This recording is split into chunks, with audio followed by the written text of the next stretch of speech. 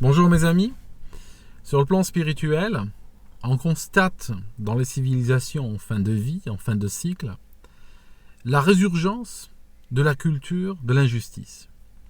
C'est-à-dire que quand l'injuste commet son crime, on va essayer de lui trouver des justifications, on va essayer de lui trouver des circonstances atténuantes.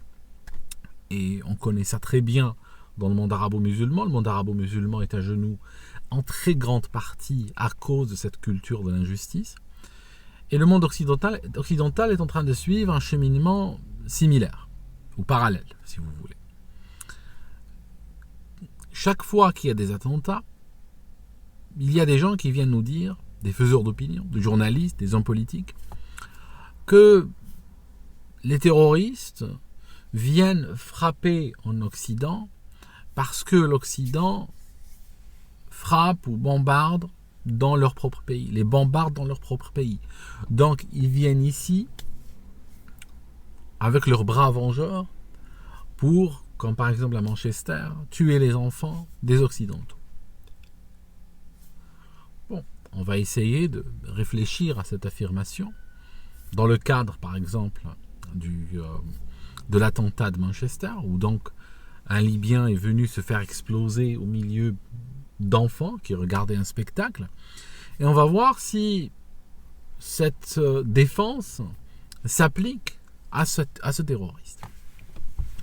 Ce terroriste appartient à une famille qui sont des terroristes ou des membres d'Al-Qaïda, de groupes similaires, littéralement de père en fils. Son père, durant les années 90, était en Libye.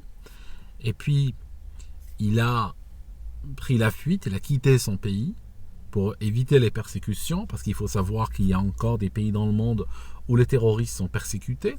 Je sais que vous voyez très souvent dans vos pays, par exemple, que les autorités les fichent et puis continuent à leur donner du RSA, continuent à leur donner des aides, à les envoyer vers des cours de déradicalisation, etc., jusqu'à ce qu'ils vous tuent, n'est-ce pas? Il faut savoir que ce n'est pas une normalité et que dans beaucoup de pays, ça ne se passe pas comme ça. Donc, comme le père de ces terroristes qui était en Libye avait peur qu'on l'envoie un cours de déradicalisation d'un certain type, qu'est-ce qu'il a fait? Il a pris la fuite et il est venu en Angleterre. En Angleterre, les gens lui ont déroulé le tapis rouge, il a obtenu l'asile, il a obtenu des aides sociales, il a obtenu un travail, il a obtenu un passeport anglais. Son fils est né en Angleterre, il a grandi en Angleterre, n'est-ce pas? Protégé par des lois, si tu le regardes juste de travers, tu risques de finir devant le tribunal. Alors que c'est une famille de terroristes de père en fils. Quand les Occidentaux ont décidé de bombarder la Libye, ils n'ont pas bombardé des gens comme cette famille-là. Au contraire, ils ont bombardé à leur profit. Ils ont bombardé pour faire tomber M. Kadhafi, qu'Al-Qaïda voulait faire tomber. Et pratiquement dans la semaine, Al-Qaïda a commencé à remonter son drapeau sur plein de mairies libyennes. Et la Libye aujourd'hui, en grande partie, c'est un merdier, c'est un no man's land qui projette des terroristes partout, jusqu'en Algérie. Nous en savons quelque chose. Nous avons des frontières communes. Donc, à ce moment-là, moi, quand je regarde ce terroriste de Manchester, je n'ai pas l'impression qu'il avait des raisons d'en vouloir à l'Angleterre. Au contraire. Et il avait toutes les raisons de remercier l'Occident, que ce soit des raisons personnelles de sa propre histoire familiale, mais même si on regarde sur le plan bombardement, comme certains aiment le dire, les Occidentaux ont bombardé au profit d'Al-Qaïda. Donc je ne vois pas réellement à quel moment il a pu construire un ressentiment envers les Occidentaux. Ça, c'est le premier point. Deuxièmement, on a vu par exemple, des minorités en Syrie, je prends des Yézidis, mais il y en a plein d'autres, qui ont été massacrés, violés, vendus comme esclaves sur des marchés. Il y a un homme, on m'en a parlé, il a dû tuer 2 de ses filles à leur demande, parce qu'ils étaient encerclés par les terroristes d'ISIS, et donc elles ont préféré mourir que de se faire violer pendant des mois par des djihadistes puant le sang humain.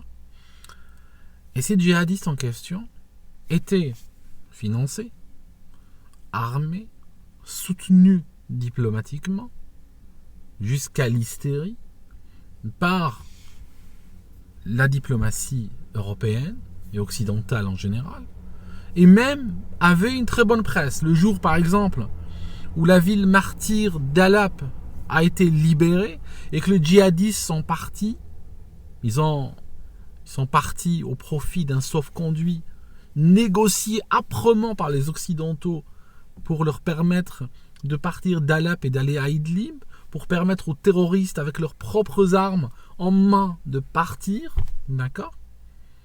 Et la presse française était littéralement en pleurs, était littéralement effondrée. Aujourd'hui, Alep est une ville qui revit. Les gens, dans ce qui reste de leur cathédrale ou de leurs églises ou leurs temples, font des messes, les gens sortent jouer au ballon, les gens font des spectacles, les gens se baladent dans la rue, alors que pendant des années, ils avaient vécu au rythme des égorgements sur la place publique. On n'a pas vu des yézidis, pourtant ils auraient des raisons très valables d'être remontés contre l'Occident. On n'a pas vu des yézidis venir poser des bombes en Occident. D'accord? Donc ce discours ne colle pas. Prenons par exemple les Coptes. Les Coptes, ça fait des siècles qu'ils sont en train de morfler.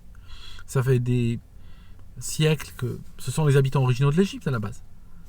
Mais ils sont traités, ils vivent dans des quartiers complètement...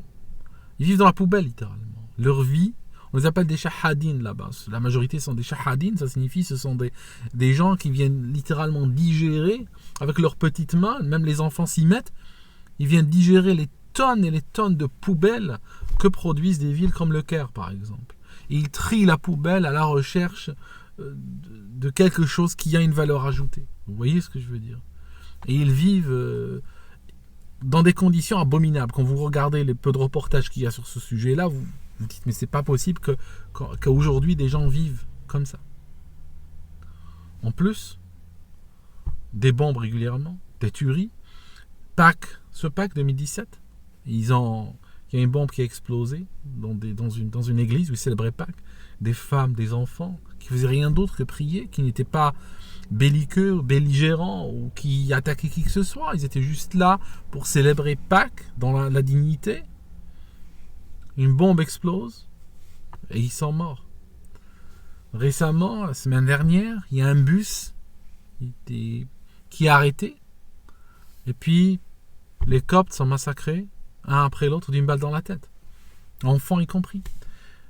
Donc, ils auraient des raisons d'être remontés contre les Égyptiens.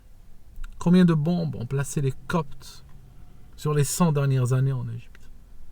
0. Pas une seule. D'accord? Je ne comprends pas cette logique. Je ne comprends pas de quelle logique arrivent ces gens qui veulent défendre l'injuste, qui veulent défendre l'injustice. C'est pour ça que je vous ai dit, je la mets dans la catégorie spirituelle, dans la catégorie décadence. Il y a aussi une autre catégorie dans laquelle j'ai tendance à la mettre. Vous savez, il y a des hommes, ils frappent leur femme. La femme, objectivement, ça fait des années qu'elle est avec lui. Objectivement, sur un rayon X, elle a énormément de fractures. Elle a été plusieurs fois aux urgences. Elle n'a jamais déposé plainte. Et puis le mari lui dit, tu sais, c'est toi qui m'énerve. Moi, j'aime pas te frapper. Tu sais, moi, je suis pas violent. D'accord? Vous voyez, ça, c'est les narcissiques. On trouve ça énormément chez des abuseurs d'enfants aussi. Ils disent à l'enfant, tu sais, moi, j'aime pas te frapper, moi, j'aime pas te battre, mais c'est toi qui m'énerve, c'est toi qui me pousse à être violent avec toi. Donc, non seulement ce sont des lâches, non seulement ce sont des brutes, mais en plus, ils profitent de la faiblesse qu'ils occasionnent chez la victime, de par leurs abus, cette faiblesse qui arrive même par leurs abus, pour essayer de culpabiliser encore la victime. Et le truc, c'est que quand on a des djihadistes qui viennent commettre des exactions en Occident pour terroriser les Occidentaux, juste après eux viennent les djihadistes du clavier, par exemple. On a les djihadistes du clavier qui arrivent pour justement essayer de frapper la victime, de culpabiliser la victime et de la travailler psychologiquement pendant ce moment de faiblesse. Voilà le truc dans lequel ça rentre, la catégorie dans laquelle ça rentre. Voilà. Mais en tout cas, il ne faut plus tolérer, il ne faut plus laisser des gens, qui que ce soit des journalistes, des politiques ou autres, il ne faut plus les laisser tenir ce discours de « Ah oui, les terroristes viennent nous frapper parce que voilà, nous bombardons dans leur pays. » Vous pensez que c'est des justiciers, donc. C'est ça ce que vous voulez dire. Vous voulez dire que le gars qui se fait exploser parmi les enfants de Manchester, donc vous voulez dire que c'est un justicier. C'est quelqu'un qui fait le bien. Donc c'est quelqu'un qui vient apporter une juste rétribution aux Occidentaux. C'est quelqu'un qui défend un idéal de justice. C'est un... Comprenez ? C'est pas vrai. C'est pas vrai du tout. Les Occidentaux, quand ils bombardent au profit même de ces terroristes. Et les victimes des terroristes sont les mêmes que les victimes des bombardements. Et en général, ce ne sont pas des gens qui vivent dans la volonté de vengeance. C'est des gens qui cherchent juste à survivre, en tout cas pour ceux qui n'ont pas été déchiquetés par des bombes. Voilà. Je vous laisse, mes amis, et puis je reviens un autre jour.